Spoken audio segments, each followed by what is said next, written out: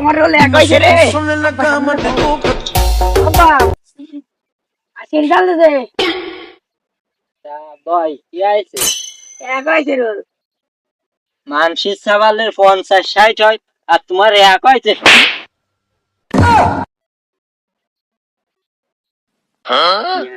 সাবালটা রে রাগের মাথায় কি কাজটা করে আল্লাহ মারি গেলদি না আল্লাহ একমাত্র সাবাল আমার